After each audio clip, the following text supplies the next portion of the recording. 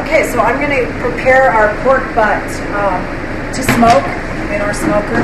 The first thing, to make your cutting board not slide, here's a tip for you. If you have some kind of a kitchen towel, put it down on your surface and then put your cutting board on top of it. And what it does is it keeps it from sliding. Always remember to wear gloves. So I'm going to grab a pair of gloves here. Okay. What we're going to do is just cut it open. Our pork butt comes frozen, so I've thawed it out.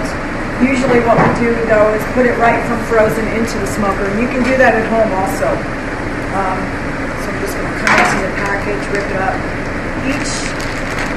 The way we buy it is we have 2 pork butt roasts in each container.